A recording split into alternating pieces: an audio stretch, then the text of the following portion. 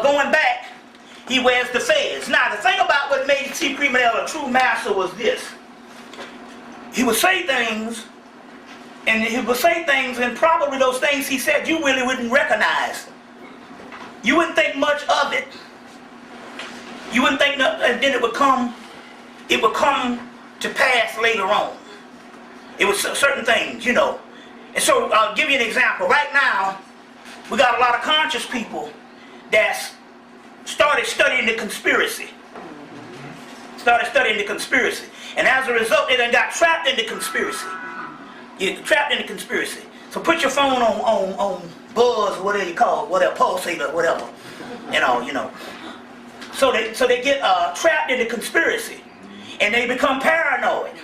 And what happens here is they start studying only the ruling class. I don't want to say powers that be, because they on the way out of power. They only study the ruling class agenda. You see what I'm saying?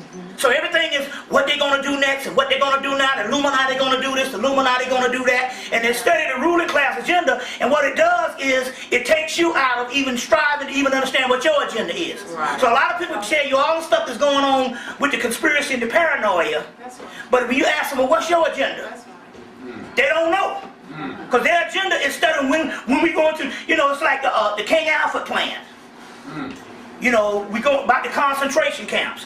We come to find out that the government put that stuff out in the 80s. The Rex 84. They got it from an actual book.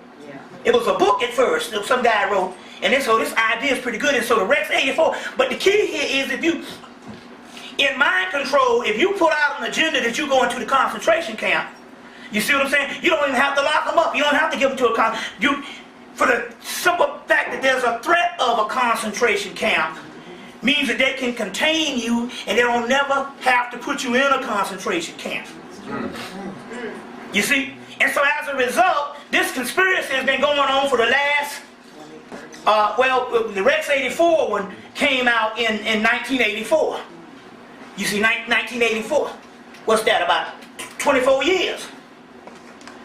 Going on 25 years. We got it in the late 90s, like 1989, when Khalid Muhammad and other people started discussing the King Alfred plan. But the thing about it is, I did a lecture in Chicago last year, and they were like, when you talk about the concentration, we're not going to no damn concentration camp. And you know, the people was actually upset that I told them they wasn't going to the concentration camps. And I said, they done made a mindless slave out of you, and I give you some good news, you're upset because you want the bad news. I'm like, come on, man, get the hell up out of here. I used to speak on the concentration camps in the 90s until I realized, hey, this is some bull. You see what I'm saying? I'm back to C. Freeman-El. I was saying something about some conspiracy about 11 years ago, because in 2008, no, in 98, we had our office down at Starbucks at the Equitable Building downtown. There's a Woodrow Park. Across the street is the Equitable Building, and they had a Starbucks down there. So we used to go down there and sit down and just, you know, kick around ideas and all kind of stuff like that. And I mentioned something about a conspiracy one time, and he said, wait, hey man, why even worry about some shit that you can't do nothing about? You don't even know the people, that's the conspirators. So that's burning up energy. Why worry, you know, he used to say things like that, why worry about stuff that you can't do nothing about? And I was like, man, you know, at first I was like, well, you know, we speaking this general information, but it came true. For the simple fact we locked in this whole conspiracy thing. And he would say several things like that. He would say several things like that and all, and those things would come true. So I find myself often saying, well, you know, C. Freeman-El said that.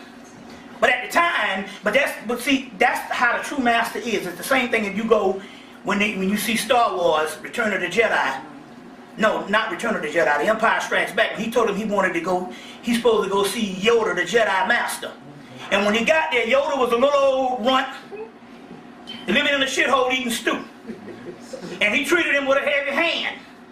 Until he realized, you see what I'm saying? So until he realized that the master ain't gonna come with all the flowing gold and all the type of stuff like that. You see what I'm saying? It could be the drunken master. That's what the whole thing happened with Jackie Chan. You see what I'm saying? And all. So the master always appears, you see what I'm saying, in unconventional ways. You see, so and it's interesting.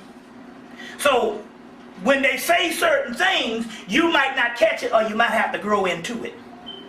You know, might have to grow into it.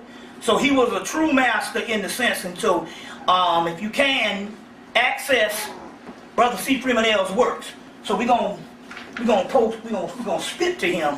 I don't want to pull on these people's rug or nothing like that. Mess around.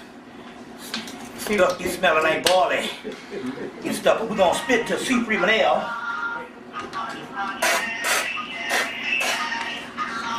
Yeah. We're gonna spit to C. Freeman-El. I guess that was him hollering out.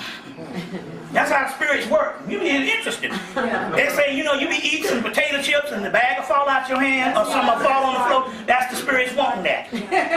You see what I'm saying? That's the spirits wanting that. And you know.